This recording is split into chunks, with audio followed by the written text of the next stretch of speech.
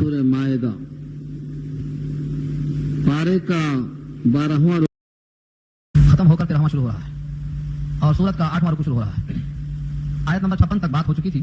اس کا مضمون یہ تھا کہ جو اللہ سے دوستی کرے گا اور اللہ کے رسول سے دوستی کرے گا اور ایمان والوں سے دوستی کرے گا بے شک کہ اللہ کا گروہ یہی غالب ہونے والا ہے. اب یہاں سے ایمان والوں کو جس طرح سے قرآن کی عظمت اور صاحب قرآن کی عظمت بتائی گئی ہے ایسے ہی قرآن کریم میں جو احکامات ہیں ان احکامات کی عظمت کا تذکرہ شروع ہو رہا ہے. جو لوگ دین کا مذاق اڑاتے ہیں ان سے دوستی نہیں کرنا چاہیے.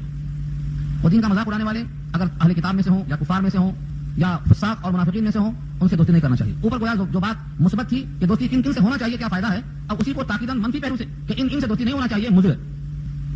جس طرح سے اللہ و رسول سے دوستی کرنا چاہیے اور ایمان والوں سے دوستی کرنا چاہیے یہ غالب ہونے والے ہیں. ان کے بھی مقابل جو دین کا مذاق اڑاتے ہیں اور دین کو لہو و لعب سمجھتے ہیں چاہے وہ اہل کتاب میں سے ہوں یا کفار میں سے ہوں ان سے دوستی مت کرو, اس لیے کہ ان کی دوستی تمہارے واسطے مجرم. یا ایھا الذین آمنوا اے وہ لوگ جو ایمان لے آئے ہو لا تتخذوا مت بنا لو. اس کا مفعول تھوڑی دیر کے بعد آئے گا. درمیان میں جملہ متعدد سمجھ لو آپ. لا تتخذوا مت بنا لو, کیا نہ بنا لو, یہ مفعول آخر میں آ رہا ہے. اولیاء دوست نہ بنا لو, یہ ہے اس کا مفعول.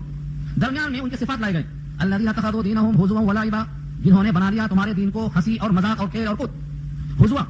ہزوا کے معنی وہ شے جس سے لوگ استہزاء کریں, ٹھٹھا کا سامان, دل لگی کا سامان, مسخرہ پن جس سے کرنے کا موقع ملے, یہ ہزوا کا ترجمہ ہے.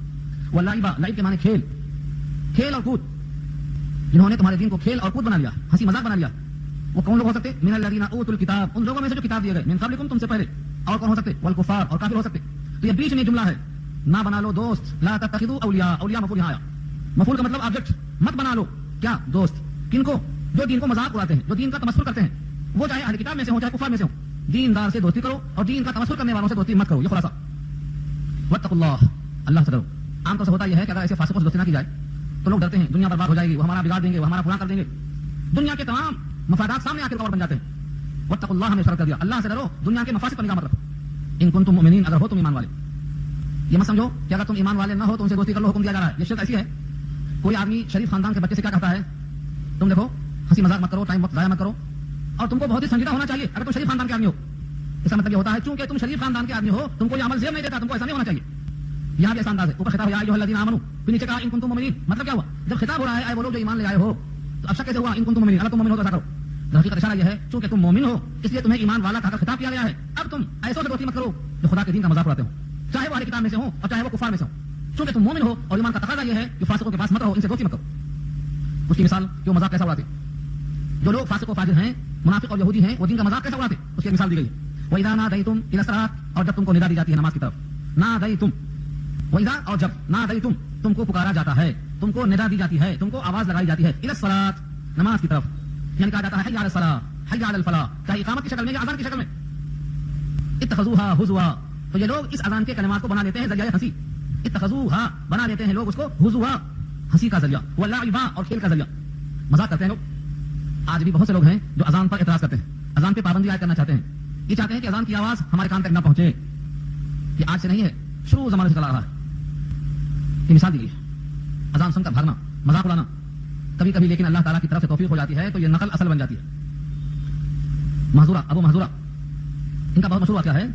ابو محذورہ اذان سن کر مؤذن کے کلمات کی نقل کر کے بھاگتے تھے. نبی صلی اللہ علیہ وسلم نے کو بلوایا, پکڑ کے لائے گئے, بچے تھے, پکڑ کے لائے گئے. اور اس کے بعد حسن کھا کے سامنے کہا آواز دو, تم باہر کیوں اذان دے رہے تھے, آواز دو. اب وہ حیبت کی وجہ سے اذان دے رہے ہیں ڈر کے مارے. ان کی تسلی کے واسطے نبی صلی اللہ علیہ وسلم نے سر پہ ہاتھ رکھ دیا, کہا اذان دو, ڈرنے کی بات نہیں. انہوں نے اذان شروع کیا تو پہلے ڈرتے ڈرتے آہستہ آہستہ آواز دیا. تھوڑی دور کے بعد کچھ الفاظ کے بعد آپ نے کہا پھر سے کہو اور زور سے کہو. انہوں نے پھر سے شروع کیا اور زور سے شروع کر دیا اذان دینا. اس کو ترجیح کہتے ہیں, ایک جملے کو بار بار لوٹا کے کہنا. امام شافعی کا مسئلہ ہے کہ اذان میں ترجیح ہے, اذان کو بار بار لوٹا کر دیا جائے, ایک بار آہستہ ایک بار زور سے. آنا چاہتے ہیں یہ تو تعلیم اور تنبیہ کے لیے ہے, یہ تو مذاق کر کے بھاگ رہے تھے, پکڑ کے لائے گئے, سکھایا جا رہا ہے ان کو. اللہ تعالیٰ نے نبی کی صحبت کے ان چند لمحوں سے ان کی کایا پلٹ دی, ان کے دل میں ایمان داخل کر دیا اور وہ ایسے محبوب ہو گئے. روایت میں لکھا ہے کہ انہوں نے اپنے سر کے بال کو کبھی نہیں کٹوایا. کہا اس ہاتھ کو, اس سر کو نبی کے ہاتھ لگنے کا شرف حاصل ہے, میں یہ بال کٹواؤں گا نہیں. اتنی چاہت پیدا ہو گئی. تو کبھی کبھی آدمی اسلام والوں کی نقل کرتا ہے مذاق میں, اللہ تعالیٰ اٹھا دیتے ہیں اس کو. اللہ والوں کی نقل, اہل اللہ کی نقل, دین کی نقل, دینداروں کی نقل, یہ نقل ہی تو ہے. ہم اور آپ جو نماز پڑھ رہی اصل ہے. گستاخی نہ ہو, کوئی بزرگ ہوں گے یہاں جو بہت اچھی پڑھتے ہوں گے نماز, اور نہ دیکھا جائے کہ یہ نماز ہماری نقل ہے ان کی. نہ تشہد صحیح ہے, نہ کلمات الفاظ صحیح ہیں, نہ اس کے معنی پہ غور ہے, نہ پورا خشوع اور خضوع ہوتا ہے. نماز پڑھتے پڑھتے دکان آتی ہے, ملازمت آتی ہے, جانا اور آنا آتا ہے, رکوع میں, سجدے میں, قرات میں ہمیشہ یہاں کا خیال آتا ہے. تو نقل تو ہے, اصل کہاں ہے؟ یہ نقل ہی ہے جب تک کہ نماز کا وہ سورا ہمارے آنکھوں کے سامنے نہ آ جائے کہ نماز بے حیائی سے روک دیتی ہے. یہ بھی جاری ہے, وہ بھی جاری ہے. اگر اصلی نماز ہو جائے تو نماز کی تاثیر یہ ہے تنہا عن الفحشاء والمنکر، بے حیائی سے منکرات سے روک دیتی ہے. مگر ہمارے پاس دیکھو نماز بھی جاری وہ بھی جاری تو نقلی تو ہے یہ. تو اس آیت میں مذاق اڑانے والوں کی مثال دی گئی ہے کہ اذان سنتے ہیں تو اذان کا مذاق اڑاتے ہیں. ایک صاحب کے بارے میں لکھا ہے کہ جب وہ اذان میں سنتا اشہد ان لا الہ الا اللہ واشہد ان محمد رسول اللہ تو گستاخانہ الفاظ کہتا. مجھے ڈر لگتا ہے اس لفظ کو ادا کرتے ہوئے، مگر وہ کہا کرتا تھا احرق اللہ الکاذب، اللہ تعالیٰ جھوٹے کو جلا دے. جب نام سنتا اشہد ان محمد صلی اللہ علیہ وسلم کہا کرتا احرق اللہ الکاذب، اللہ جھوٹے کو جلا دے. یہ نبی صلی اللہ علیہ وسلم کے نام پر گستاخی کیا کرتا تھا. اسی آیت پر لکھا ہے اتخذوها حضوا ولعبا پر لکھا ہے کہ اس کا یہ عمل تھا، اذان سنتا یہ کلمات سنتا ایسی گستاخی کرتا احرق اللہ الکاذب، اللہ جھوٹے کو جلا دے. لیکن یہ خود جھوٹا تھا نا، تو جلتا کون؟ اس کی دعا ایسا قبول ہوئی کہ یہ خود جلا. حدیث میں آتا ہے رات میں سویا اور چراغ کو گل نہیں کیا، یہ چراغ سے اس کے گھر میں آگ لگی، یہ اسی بستر کے ساتھ جل گیا. تو جو شخص بغیر سمجھے بدعا کرتا ہے ایسا ہوتا ہے اس کا. بدعا کرتے ہوئے بھی دیکھنا چاہیے کہ حق پر کون ہے. چنانچہ آپ کو شاید یاد نہیں ہوگا غزوہ بدر کے موقع پر ادھر کفار قریش نکلے، ادھر نبی صلی اللہ علیہ وسلم کے ساتھ مسلمان نکلے، اور ادھر ابو سفیان بیت اللہ کا غلاف پکڑ کے دعا کرتا ہے کہ جو باطل ہو اس کو شکست ہو جائے اور جو حق پر ہے وہ غالب ہو جائے. اسے کیا پتا کہ میں بدعا کر رہا ہوں. میری ہوا یہی کہ اس کی دعا قبول ہوئی، حالانکہ وہ کافر تھا کہ جو باطل ہے وہ شکست کھا جائے. چنانچہ تمام قریشی مارے گئے اور تمام مسلمان کامیاب ہوئے. بدر کے بارے میں تو معلوم یہ ہوا کہ آدمی کبھی کبھی بدعا کر دیتا ہے لیکن بدعا کا اثر الٹا ہوتا ہے. اور یہاں وہاں کیوں جاتے واقعات میں قرآن میں سیدھا آ جاؤ نا. سورہ اعراف میں انشاءاللہ آیت آئے گی. مشہور ہے ایک بزرگ یہودیوں کے زمانے کا، حضرت موسیٰ کے زمانے کا. حضرت موسیٰ علیہ السلام کے خلاف بددعا کرنے کے لیے اس کو لوگوں نے راضی کر لیا تھا. اس کا نام سن لو، بلعام باورا. سورہ اعراف میں یہ بات آئے گی. اس نے حضرت موسیٰ کے لیے بددعا کر دیا. بتائیے حضرت موسیٰ صاحب کتاب ہیں، کریم اللہ ہیں، ان کے حق میں بددعا کر رہا ہے. کون؟ بلعام باورا. یہ مسلمان الدعوات تھا، اس کی دعوت نہیں ہوتی تھی. لکھا ہے اس کی دعوت نہیں ہوتی تھی، لیکن وقت کے نبی کے خلاف بددعا کیسے پہنچ سکتی ہے؟ اس کی زبان سینے پر لٹک گئی، جیسے کتا ہانپتا ہے ایسے ہانپنا شروع کر دیا. چاہے اس کے اوپر لا دو یا نہ لا دو زبان لٹکتی رہتی ہے، ویسا اس کا حال ہو گیا. اخلد ولكنه اخلد الى الارض واتبع هواه فمثله كمثل الكلب ان تحمل عليه يلهث او تتركه يلهث. یہ آیات ہیں سورہ اعراف کی جو انشاءاللہ آگے آئیں گی. اس آیت کی تشریح پڑھ لیجیے گا کہ بلعام بن باورا کا حال کیا ہو گیا. تو کبھی کبھی ایسا ہوتا ہے کسی حق پرست کے بارے میں بددعا کرتے ہوئے ذرا سوچ کے بددعا کیا کرنا. ہو سکتا ہے وہی حق پر ہو، جیسے ابو سفیان کی بددعا اس کے خلاف پڑ گئی، بلعام باورا کی بددعا موسیٰ کے خلاف جو اس نے کیا تھا اس کے خلاف پڑ گئی. ایسے یہاں بھی حال ہوا. تو دینداروں کا مذاق، دین کا مذاق، قرآن کا مذاق، سنتوں کا مذاق کوئی آسان چیز نہیں ہے. اس کا الٹا پڑ جاتا ہے آدمی کے اوپر. اللہ نے خود کہا کہ ایسا کیوں کیا انہوں نے کہ اذان کی آواز سن کر حضوا کیوں بنایا، لعبہ کیوں بنایا؟ ذالک بانہم قوم لا یعقلون. یہ ایسی قوم ہے کہ جن کو عقل نہیں، یہ بے عقلی والے کام کرتے ہیں. ذالک بانہم، یہ اس وجہ سے، بانہم میں جو با ہے اس کا نام ہے با سببیہ، ریزن کو بیان کرتی ہے با. ذالک بانہم، یہ اس وجہ سے، اس سبب سے کہ وہ ایسی قوم ہے لا یعقلون کہ بالکل عقل نہیں رکھتے. اگر عقل ہوتی تو سمجھتے کہ اذان کے کلمات کیا ہیں، اس کا عمل کیا ہے، اس کا نتیجہ کیا ہے، یہ کون بلاتا ہے، کس کی طرف سے بلاتا ہے، کیا مقام ہے. آج بھی اذان کی طرف ہم جب سنتے ہیں کان سے آواز آتی ہے تو کبھی تجزیہ کرتے ہیں کہ اذان والا کیا کر رہا ہے، کدھر بلا رہا ہے، نتیجہ کیا ہے. حی علی الفلاح، کامیابی کی طرف آؤ. ہم یہاں آ کے لوٹ جاتے بولتے کچھ بھی نہیں، وہاں کہاں ہے کامیابی، جیسا گئے ویسا آ گئے. وہ فلاح کیا ہے، وہ صلاح کیا ہے، کیا چیز کی دعوت دے رہا ہے. در حقیقت یہ داعی ہے نبی صلی اللہ علیہ وسلم کی طرف سے، اور نبی صلی اللہ علیہ وسلم داعی ہے اللہ کی طرف سے. اور اللہ نے گھر بنا کے رکھا ہے، دسترخوان چن دیا ہے اور کھانے کو بلوایا ہے. جو یہاں آئے گا وہ گھر میں داخل ہوگا، کھانا کھائے گا. یہ حدیث بار بار سننے کی ہے، بار بار سننے کی ہے. ساری دعوتیں بھول جائیں گے آپ. اس دعوت سے بنا پیدا ہو جائے گی. تو ایک سردار نے گھر بنایا، دسترخوان لگایا، دائی کو بھیجا، جو دائی کو سچ مان کر پیچھے چلے آئے، گھر میں داخل ہوئے کھانا کھا لیا. وہ سردار اللہ ہے، گھر جنت ہے، دسترخوان پہ نعمتیں ہیں، دائی سارے انبیاء ہیں، آخری انبیاء محمد صلی اللہ علیہ وسلم ہیں. جن جن لوگوں نے دائی کو سچ سمجھا، اس مؤذن کی آواز کو اس آواز کا نائب سمجھا. یہ نہیں دیکھا کہ پکارنے والا کمزور ہے، غریب ہے، مفلس ہے، بغیر چپل کے بغیر کپڑوں کے ہے. یہ دیکھا کہ پکارنے والا شاہی ندا دے رہا ہے، تمام بادشاہوں کا بادشاہ ہے، اس کی طرف سے اذان دے رہا ہے. جو چلا آئے گا اس طریقے پر اس گھر میں داخل ہوگا، نعمتوں سے سرفراز ہوگا، اللہ اس سے خوش ہوں گے اور جنت میں ایسی نعمتیں عطا فرمائیں گے جو کبھی ختم نہیں ہوں گی. اس کے بعد ایک آیت میں خطاب ہے، قل یا اہل الکتاب، اے نبی صلی اللہ علیہ وسلم کہہ دیجیے. قل صیغہ واحد ہے، قل مانے کہہ دیجیے.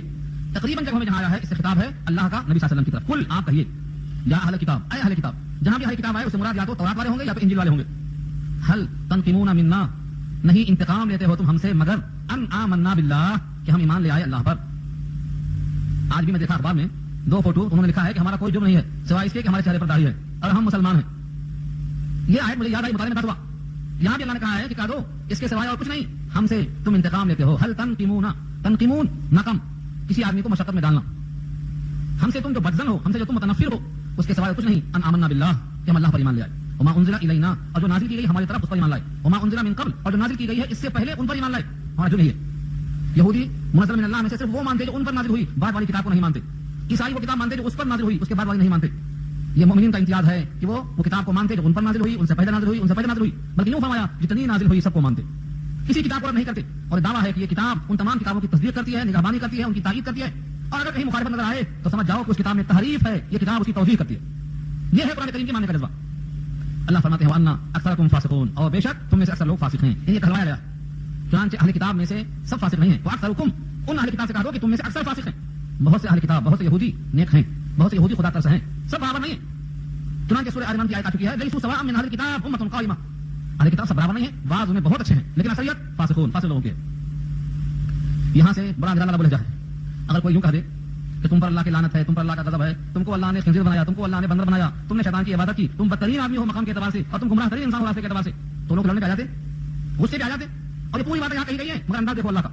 قل هل ننبئكم بشر من ذلك مثوبة عند الله، کہہ دو کیا میں تم کو خبر دے دوں بشر من ذلك، شر کے معنی برا، بدتر، ایسا طریقہ بشر من ذلك جو اس سے زیادہ برا ہو، مثوبة پاداش کے اعتبار سے، انجام کے اعتبار سے، نتیجے کے اعتبار سے، عند اللہ، اللہ کے پاس۔ یعنی تم جو ہم سے انتقام لیتے ہو ایمان باللہ کی وجہ سے، میں تم کو بتاتا ہوں کہ بدترین انجام کے اعتبار سے وہ لوگ ہیں جن پر اللہ نے لعنت کی ہے۔ یہ نہیں کہا کہ تم پر لعنت کی ہے، تم پر لعنت کی ہے نہیں کہا، یہ کہا بدترین ہے وہ انجام کے اعتبار سے اللہ کے پاس وہ لوگ جن پر اللہ نے لعنت کی ہے۔ اب وہ کون لوگ ہیں؟ ڈھونڈ لو، من لعنہ اللہ، جن پر اللہ نے لعنت کی ہے، وغضب علیہ، ان پر غضب آیا ہے، یعنی غضب کا اظہار کیا ہے، وجعل منهم القردة، اور بنایا ہے ان میں سے بہتوں کو بندر، والخنازیر، خنزیر کی جمع ہے سور، وعبد الطاغوت، اور انہوں نے عبادت کی ہے شیطان کی۔ طاغوت سمرا شیطان، طاغوت قرآن کریم میں جہاں کہیں آئے بالعموم یا تو بت کے معنی میں ہے یا شیطان کے معنی میں ہے۔ دیکھو کیا کہا دیا، کیا باقی ہے؟ انجام کے اعتبار سے برا وہ شخص ہے جن پر اللہ کی لعنت ہو، اللہ کا غضب ہو، جن میں سے لوگ بندر بنائے گئے، جن میں سے لوگ خنزیر بنائے گئے، اور جنہوں نے شیاطین کی پرستش کی ہے، یہ لوگ ہیں بدترین۔ پورے قرآن کریم میں، تورات میں، انجیل میں، زبور میں، تاریخ میں اٹھا کر تلاش کر لیں گے تو ان تمام برائیوں کا لازمہ صرف اور صرف نکلے گا تو کس میں؟ یہودیوں میں نکلے گا۔ یہ انجام یہودیوں کا ہے۔ اولئک شر مکانا، وہی لوگ ہیں بدترین مقام کے اعتبار سے، واضل، اور گمراہ تر ہیں، عن سواء السبیل، راستے سے، سیدھے راستے سے بھٹکے ہوئے ہیں۔ یہاں سے لکھا ہے مفسرین نے کہ داعی کو باتیں سچ کہنا چاہیے مگر لہجہ ایسا ہونا چاہیے، باتیں پوری سچ ہیں جو ان کے عیوب سے پورے سامنے رکھیے، لیکن مخاطب نہیں بنایا، یوں کہا جو ایسا ہو اس پر یہ ہے، جو ایسا ہو اس پر یہ ہے۔ آج ہمارے پاس جب لوگ اصلاح کی بات کرتے ہیں اور عیوب کی نشاندہی کرتے ہیں تو نشاندہی میں مخاطب بنا لیتے ہیں، جھگڑا ہو جاتا، فائدہ نہیں ہوتا۔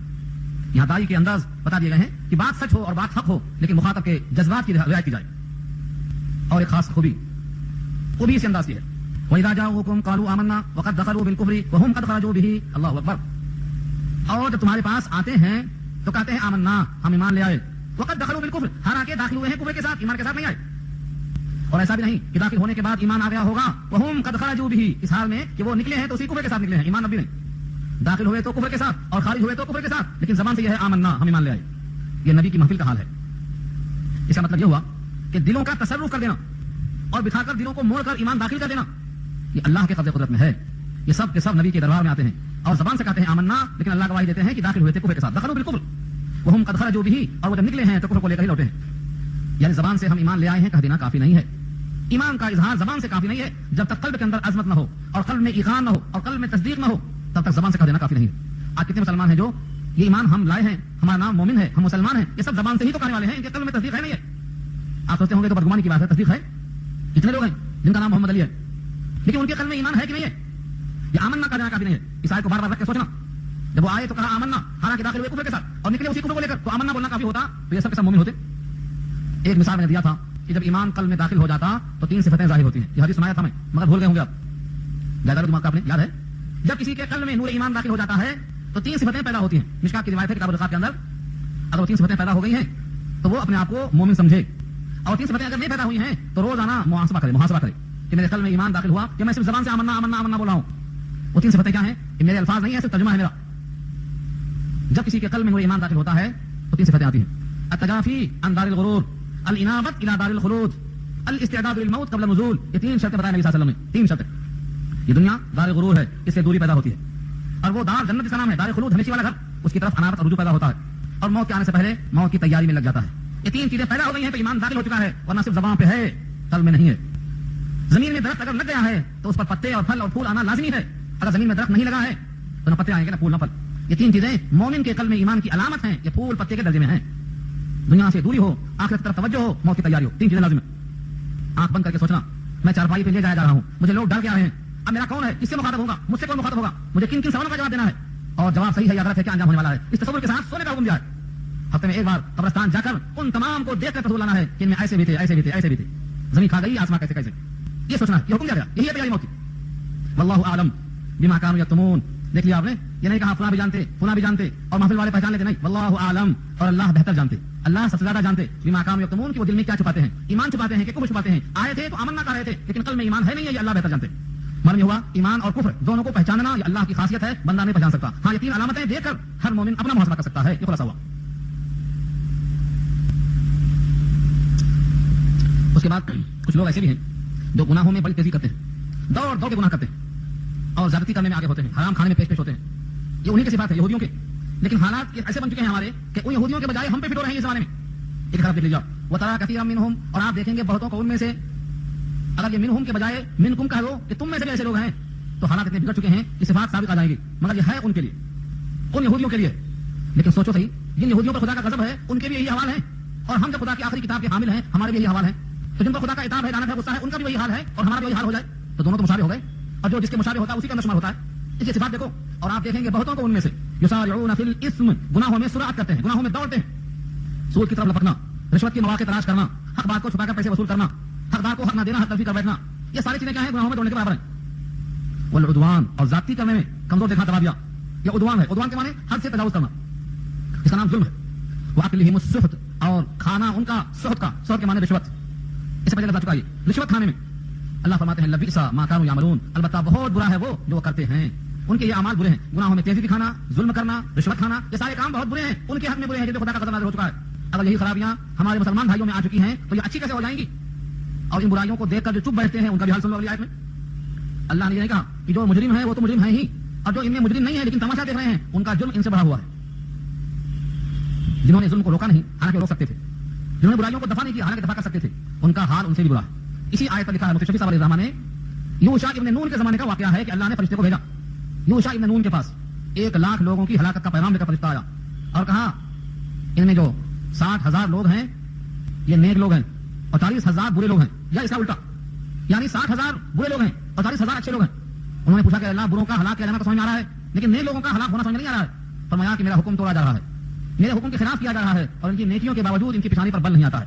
خدا کے حکم کے خلاف ہو رہا ہے اور ان کو یہ احساس تک نہیں ہو رہا ہے. خدا بند قدوس کی زمین پر خدا کے بندوں پر ظلم ہو رہا ہے اور ان کے دل میں ذرہ برابر گرمی محسوس ہوتی ہے. یہ فرما دیا. تو یہودیوں کا سب سے بڑا جرم یہ ہے انہوں نے روکا کیوں نہیں؟ لولا ينهاهم الربانيون والاحبار عن قولهم الاثم واكلهم السحت لبئس ما كانوا يصنعون.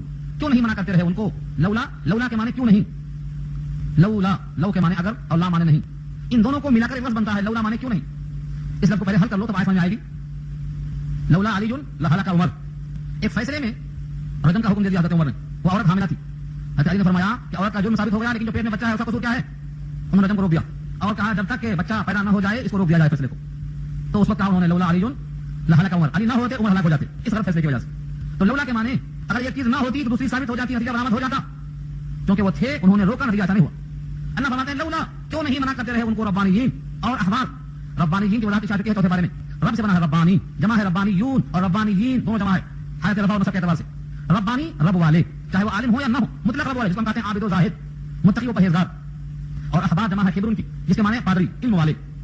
یہ دونوں مل کر کے کیوں نہیں منع کرتے رہے؟ ان قولہم الاثم, ان کے اس قول سے جو کہ گناہ ہے. واکلہم السحت, اور کیوں نہیں منع کرتے رہے واقعی حرام خوری سے. لبئس ما کانوا یصنعون, البتہ بہت برا ہے وہ جو وہ کرتے رہے. یصنعون, یفعلون, یعملون, تین لفظ کو سمجھ لو, بار بار کام آئے گا. ایک تو ہے یفعلون, فعل, کوئی کام, ارادہ ہو یا نہ ہو کام صادر ہوا تو فعل ہو گیا. فعل معنی عمل, ایک کام, اور ارادے کے ساتھ کیا گیا تو اس کا نام عمل ہے. اور اگر اس عمل پر اصرار ہو, بار بار بار بار کرتا رہا ہو تو یصنعون میں آتا ہے. صنعت کہتے ہیں کاریگری, فیکٹری کا مطلب بار بار وہ کام ہوتے رہنا. صنعت و حرفت بنا اسی سے. یصنعون کے معنی باقاعدہ کرنا, یعنی ہمیشہ وہ لوگ جرم کرتے رہے یہ خاموش ہوتے رہے, وہ حق کو چھپاتے رہے یہ ان کی تعریف کرتے رہے, ہمیشہ ایسا ہوتا رہا. یہاں سے لکھا ہے کہ اس زمانے میں اگر عابد و ظاہر لوگ خاموش تھے اور علم والے خاموش تھے تو وہ برا کرتے رہے, اور اس زمانے میں اگر لوگ برائیاں کرتے ہیں اور جبکہ کوئی نبی آنے والا نہیں ہے پھر بھی یہ پیشوا جو روک سکتے, ٹوک سکتے, بتا سکتے, حق کی وضاحت کر سکتے, یہ ان برائیوں پر نہ ٹوک کر ان کی غلطیوں کی نشاندہی نہ کر کے یہی کر رہے ہیں جو یہودیوں نے یہاں پر کیا تھا. اس سے بڑا ظلم, اس سے بڑا جور اور ستم اور کیا ہو سکتا ہے کہ وہ حق کو دبا دیتے ہیں. معلوم کیا ہوا, برائی پر نہ ٹوکنا عوام کے لیے شاید معاف ہو جائے لیکن علماء کے لیے, مشائخین کے لیے اور بڑے بڑے بااثر لوگوں کے لیے یہ ہرگز ناقابل معافی جرم ہے. چنانچہ ایک ترازو ہے, اس ترازو میں تول کر دیکھو. ترازو میری نہیں ہے, بہت مشہور حدیث ہے. فرمایا نبی صلی اللہ علیہ وسلم نے من رأى منکم منکرا فلیغیرہ بیدہ ومن لم یستطع فبلسانہ ومن لم یستطع فبقلبہ وذلک اضعف الایمان. تم میں سے جو کوئی شخص برائی کو دیکھے, کسی منکر کو دیکھے جس پر شریعت نے نکیر اعتراض کیا ہے, اس منکر کو دیکھے فلیغیرہ بیدہ, تو اس کو اپنے ہاتھوں سے بدل دے, یعنی برائی کو اچھائی کی طرف ٹرن کر دے. اتنی طاقت نہیں ہے تو زبان سے منع کر دے کہ نا موقع ملا تو بتاؤں گا. یہ کیا ہے؟ رکھ لینا ہے, دل میں رکھ لیا ہے. ایسے ہی اس برائی کو مٹانے کا عزم رکھ لے کہ جب بھی موقع ہوگا تو میں اس کو ختم کروں گا. فرمایا ذالک اضعف الایمان, یہ ایمان کا کمزور ترین حصہ. ایک روایت میں ہے اس کے بعد ایمان رائی کے دانے کے برابر بھی نہیں ہے. اب برائیوں میں نہ روکتے ہیں, نہ منع کرتے ہیں, نہ دل میں رکھتے ہیں, الٹا شریک ہوتے ہیں اس میں, چاہے وہ رہبان میں ہو یا ربانیوں میں ہو, علماء میں ہو یا مشائخین میں ہو. اگر وہ برائیوں کو روکتے ہیں تو اپنا فرض پورا کرتے ہیں, اور اگر نہیں روکتے ہیں تو 3 شکلیں ہیں. طاقت نہیں ہے, زبان سے بولنے کی ہمت نہیں ہے, دل میں عزم ہے تو کمزور ایمان لے کر پھرتے ہیں, اور اگر گناہوں میں شریک ہوتے ہیں تو اللہ نے فرمایا ہے جو بری محفل میں شریک ہو وہ انہی میں شمار ہوگا جب تک کہ وہاں سے ہٹ نہ جائے. فلا تقولوا معهم حتى يخوضوا في حديث غيره, جب تک دوسری باتوں میں لگ جائیں تب تک وہاں مت بیٹھو. اگر بیٹھ گئے تو فإنكم إذا مثلهم, انہی کی طرح شمار ہوں گے. غیبت کرنے والے کے برابر غیبت سننے والا بھی شمار کیا جاتا ہے. رسول اللہ نے اللہ تعالی ہم سب کو بری محفلوں میں رہنے سے بچائے. یہ مضمون کے بعد یہودیوں کی ایک اور بری حرکت, انہوں نے بڑے تمطراز سے جملہ کہا تھا, ید اللہ مغلولہ, اللہ کا ہاتھ بندھا ہوا ہے. جملہ سنو, اللہ کا ہاتھ بندھا ہوا ہے. یہ کیوں کہا انہوں نے؟ پہلے یہودیوں کے سامنے کوئی تھا نہیں, سب بدھو لوگ تھے, سب بیچارے کم پہلے کے لوگ تھے, یہی قائد تھے, یہی سیادت کرتے تھے, ہر ایک سے مال وصول کرتے تھے, راجا تھے. لیکن جب مدینے میں اسلام آ گیا اور اسلام کے ذریعے وہی کی برکتوں کا نور شروع ہوا اور قیادت سیادت مسلمانوں میں آنا شروع ہو گئی, اور 5 ہجری کے بعد جب غزوہ خندق میں اعلان ہو گیا کہ آج سے ہم ان پر حملہ کرنے کے لائق ہوں گے اور آج کے بعد یہ لوگ ہونے کے لائق نہیں رہیں گے, تو یہودیوں کی معیشت کمزور پڑ گئی, ان کی ملائی ذرا کم ہو گئی اور رزق میں تنگی آئی. تو انہوں نے جملہ کہا تھا ید اللہ مغلولہ, اللہ کا ہاتھ تنگ ہو گیا ہے اور ہمارے واسطے رزق میں کشادگی نہیں ہو رہی ہے. اس کے 2 پہلو ہیں. ایک پہلو یہ ہے کہ جب آدمی حق کو ٹکراتا ہے تو اللہ رزق کو تنگ کر دیتے ہیں. نوٹ کرو اس جملے کو, جب کوئی آدمی حق کو ٹکراتا ہے تو اللہ رزق کو تنگ کر دیتے ہیں. اس کا مطلب یہ مت سمجھو کہ جس کی روزی تنگ ہے سب ٹکرائے حق کو, یہ مت سمجھو, یہ منفی پہلو ہو جائے گا. کبھی کبھی ایسا ہوتا ہے کہ حق کو ٹکرانے والے پر روزی کو تنگ کر دیتے ہیں, لیکن جتنے لوگوں کی تنگ ہے سب حق کو ٹکرائے ہوئے ہیں, ایسا نہیں ہے. بات کے لیے اتنا آزمائش ہے, رفع درجات کا منصوبہ ہے, سب شکل ہے. بہت سے لوگ ایسے ہیں جن کے رزق میں تنگی ہوتی ہے کہ وہ صبح کو نہیں اٹھتے.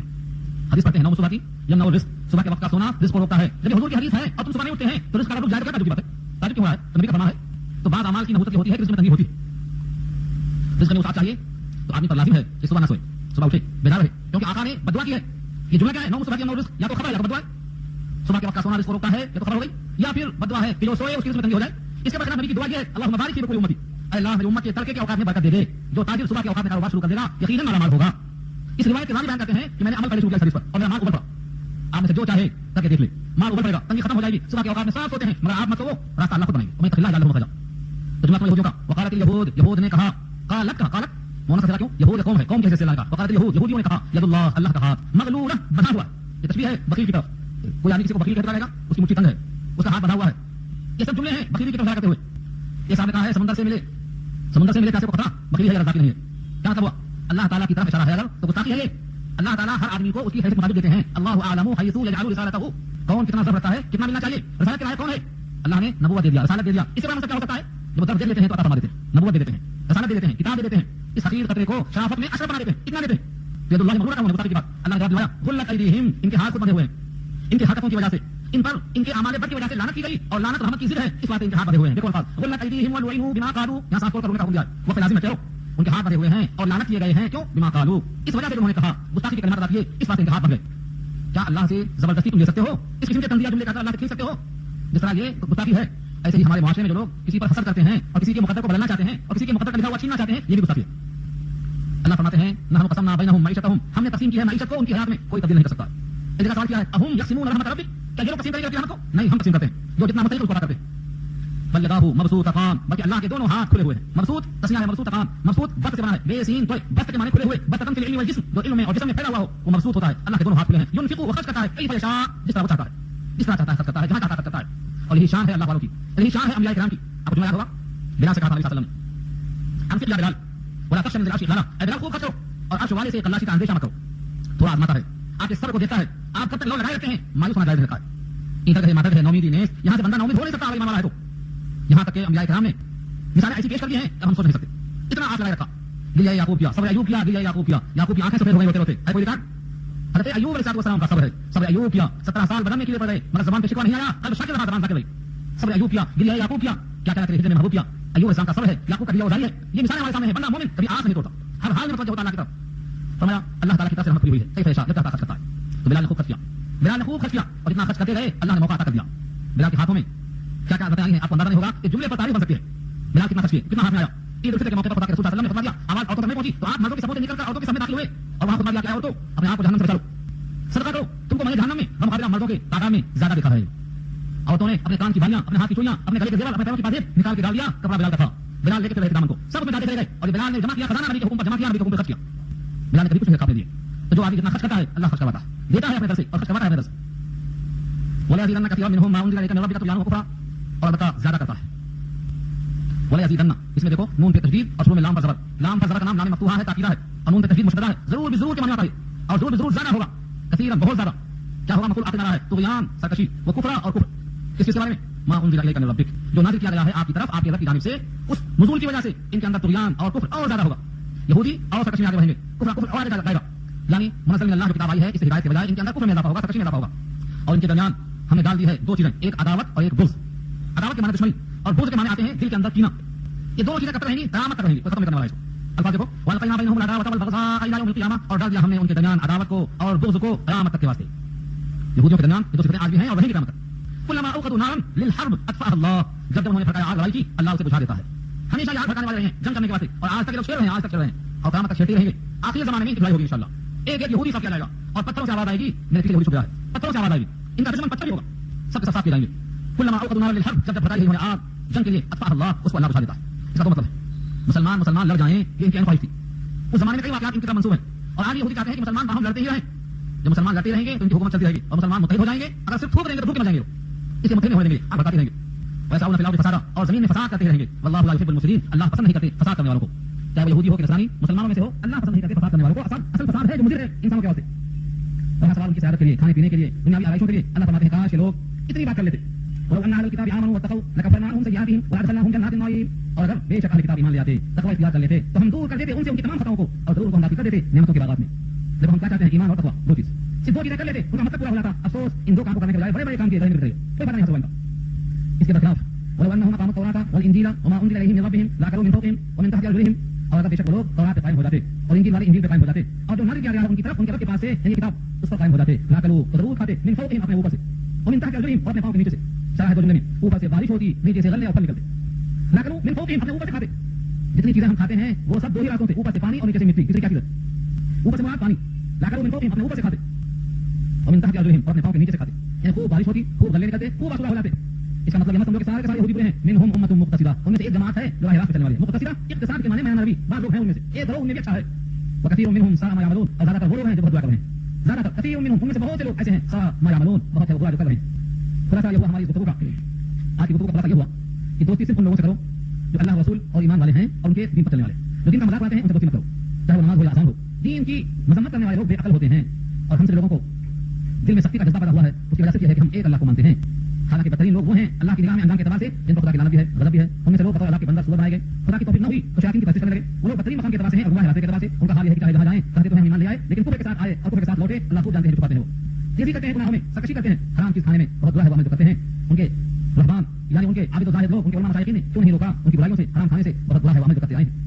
اللہ کے ہاتھ بندھے ہوئے ہیں. یہ کون کہتے ہیں؟ یہودی. اللہ کے ہاتھ بندھے ہوئے ہیں. حقیقت یہ ہے کہ ان کے ہی ہاتھ بندھے ہیں, ان کے غلط اور کی بنا بنا کیے گئے ہیں. اللہ کے ہاتھ کھلے ہیں, جتنا چاہتے ہیں, جب چاہتے ہیں, جہاں چاہتے ہیں خرچ کرتے ہیں. البتہ اللہ کی آیتیں سرکشی میں اور کفر میں اور بڑھاوا دیتی ہیں ان کافروں کو. ان کے درمیان ہم نے عداوت کو, بغض کو, قیامت تک کے واسطے ڈال دیا ہے. یہ ہمیشہ ہاتھ بھڑکاتے رہیں گے, اللہ کو بھڑکاتے رہتے ہیں, یہ فساد کرتے رہتے ہیں. اللہ کو فساد پسند نہیں ہے. کاش کہ ایمان والے, کاش کہ اہل کتاب ایمان لا کر تقوی اختیار کر لیتے تو ہم ان کے گناہوں کو دور کر کے اپنے گھر میں جگہ دے دیتے. کاش کہ لوگ تورات پہ قائم ہوتے, انجیل پہ قائم ہوتے, جو کتابیں اتری ہیں ان کے رب کے پاس سے ان پر قائم ہوتے, تو اوپر سے دکھاتے اور نیچے سے دکھاتے. ہاں ایک جماعت ہے ان میں جو مقتصد ہے, صراط مستقیم پر قائم ہے, لیکن اکثر لوگ ان میں سے فاسق ہیں. یہ پوری بات بطور پیغام کے ہے. یہاں جو رکوع آیا ہے, نیا رکوع شروع ہوا ہے,